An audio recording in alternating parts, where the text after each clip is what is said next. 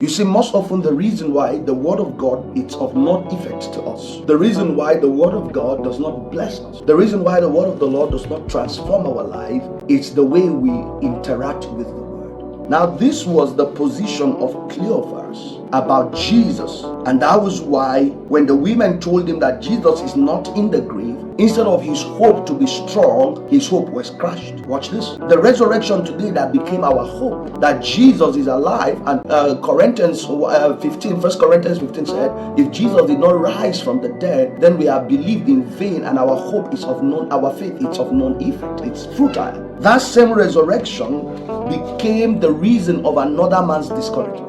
Because if they have found Jesus' dead body, they would have hoped for something maybe. But now that the women came and said that the grave is empty, it became a form of discouragement for them. But here is the problem for Cleophas. Verse 19. Let me read 18 and 19 to bring the perspective. And one of them, whose name was Cleophas, answering and said unto him, art thou the only stranger in Jerusalem? Hast thou not known of the things which have come to pass these days?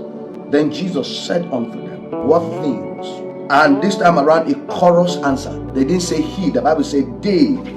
They said unto him concerning Jesus of Nazareth, which was a prophet. You see the problem now? Mighty in deeds and word before God and all the people. In other words, they have been with Jesus, but they have never had the revelation of Jesus as Caesarea Philippi. Thou art Christ, the Son of God. They never received the revelation of Jesus as the bread of life when he told them in John chapter number 6. They never received the revelation of Jesus as the way, the truth, and the life when he spoke unto them. They never received Jesus as the resurrection of life when he spoke to them in John chapter number 11 at the tomb of Lazarus. They have been with Jesus, but their perspective about Jesus is that Jesus is just but a prophet. How you relate with Jesus will determine what you receive of him. Your revelation of Jesus will determine the outcome of your encounters with him. For Cleophas, he has been with the crowd, he has been in the company, he has seen the miracles, he has seen the wonders, but his perception about the Christ is that the Christ is a prophet.